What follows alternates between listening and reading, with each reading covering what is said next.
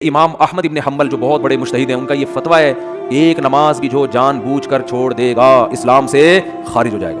اگرچہ جمہور کا یہ فتویٰ ہے کہ خارج نہیں ہوتا، کفر کے قریب ہو جاتا ہے وہ، لیکن امام احمد بن حنبل کی کوئی کم حیثیت تو نہیں ہے. سعودی عرب میں انہی کو فالو کیا جاتا ہے. شیخ بن باز، شیخ صالح العثیمین سعودیہ کے مفتی اعظم رہے ہیں، ان کا فتویٰ اب تک چلو یہی آ رہا ہے کہ ایک آدمی اگر فجر کی نماز کے لیے الارم نہیں لگاتا، اس نے صبح 8 بجے آفس جانا ہے، رات کو سویا صبح 8 بجے کا الارم لگا کے، تو یعنی اس نے پکا ارادہ کیا ہوا ہے کہ میں نے فجر میں نہیں اٹھ رہا. ایک تو ہوتا نا آنکھ کھلی نہیں، ارادہ تو تھا نہیں کھلی آنکھ، پکا ارادہ کیا ہوا ہے. انہوں نے کہا یہ اسی وقت مرتد ہو جائے گا، کیونکہ اس نے پکا ارادہ کر لیا نماز کے قضا کرنے کا، پکا ارادہ.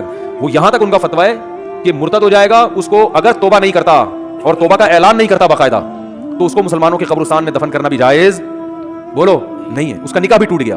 اگرچہ جمہور اس کو نہیں مانتے، لیکن امام احمد بن حنبل کی بھی تو ایک بڑی ویلیو ہے نا، اور عبداللہ بن مسعود کی بھی کم ویلیو نہیں ہے. وہ فرماتے ہیں ہم نبی کے دور میں کسی بھی جرم کو یہ نہیں سمجھتے تھے کہ انسان کافر ہو جاتا ہے، نماز کو ہم یہ سمجھتے تھے کہ کوئی چھوڑ دے تو اسلام سے خارج ہو. تو اس لیے عرب میں شراب پینے والا بھی نماز پڑھتا ہے، کیونکہ مسلمان میں بہرحال کچھ بھی ہو اسلام کا نام اپنے آپ سے ہٹانا پسند نہیں کرتا. اور آج ہم نے دیکھا ہے مسجدوں کے 7 گھر ہیں نماز کے لیے نہیں آ رہے، اور سفر میں تو نمازیوں کو دیکھا ہے نمازیں چھوڑتے ہوئے. ذرا آج کل پیپر ہے تو یہ چھوڑ دو نماز. بھائی پیپر میں نماز چھوڑنا کہاں سے جائز ہو گیا؟ جاب میں باس کی طرف سے اجازت نہیں ہے، اجازت نہیں ہے آپ چھپ کے نماز پڑھیں، آپ کہیں کرسیوں کے پیچھے چھپ جائیں، کہیں بھی کریں. میں تو یہاں تک میں نے لوگوں کو مشورہ دیا، بعض جو غیر مسلم کنٹریز میں لوگ وہ کر رہے ہیں نا، جاب کر رہے ہیں باس کی طرف سے بعض جگہوں میں، ورنہ وہاں پرمیشن ہوتی ہے، اجازت نہیں ہے. تو میں ان سے کہتا ہوں بھائی کہیں بھی چھپ کے چلے جاؤ، کچھ بھی کرو. اگر نہیں پرمیشن ملتی، چھپ کے بھی نہیں پڑھ سکتے، تو جاب چھوڑ دو. بس جاب کیا کرو، چھوڑ دو. جاب نہیں، پھر جاب جائز نہیں آپ کے لیے. فرض نماز تو پڑھنی پڑے گی، آپ جاب ہی نہیں کر سکتے. آپ کہیں بھی جاؤ، کہتے ہیں کہاں جا کے، میں بھائی واش روم میں پڑھ لو،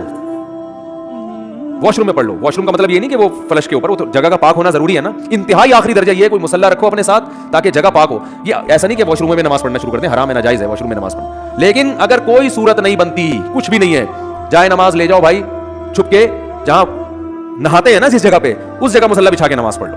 ٹرینوں میں نماز نہیں چھوڑ سکتے آپ.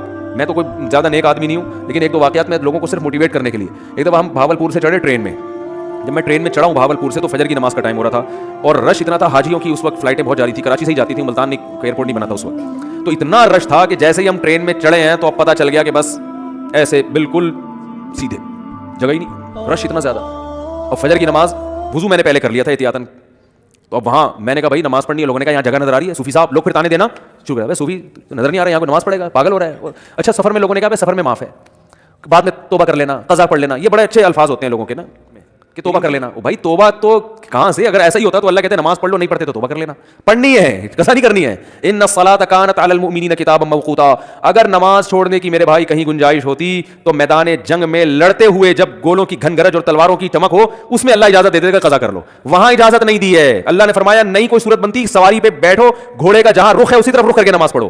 وہاں اجازت نہیں دی. اور آگے اللہ نے اس کی وجہ بیان کی ہے کہ میں اس لیے کہہ رہا ہوں یہاں پڑھنی ہے کہ نماز صرف پڑھنے کا حکم نہیں ہے. ان الصلاۃ کانت علی المؤمنین کتابا موقوتا. نماز مومنین پر مقررہ اوقات میں فرض ہے. یہ اس لیے جواب دیا کہ آپ کہہ سکتے تھے اللہ جب جنگ ختم ہو جائے گی پھر پڑھ لیں گے نا آرام سے خوش و خضوع کے ساتھ. ابھی جنگ ہو رہی ہے، اللہ بھی کیا، جب جنگ ختم ہو جائے قضا پڑھ لیں گے، بعد میں ٹائم گزر جائے گا، پھر بہت ڈبل سجدہ کریں گے، ہم بہت لمبے لمبے قیام کریں گے. اللہ فرماتے ہیں نماز مقررہ اوقات میں فرض ہے، وہ ٹائم گزر جائے گا اگر جنگ ختم ہونے کا انتظار کرو گے.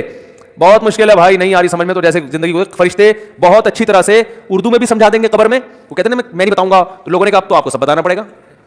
اور حقیقت ہے میں ان کا کسی کا مذاق نہیں اڑا رہا، سب کے ساتھ ہوگا. جو بھی کہتا ہے میں نہیں بتاؤں گا، تو جب دنیا سے جائے گا تو سب کچھ بتانا پڑے گا اس کو.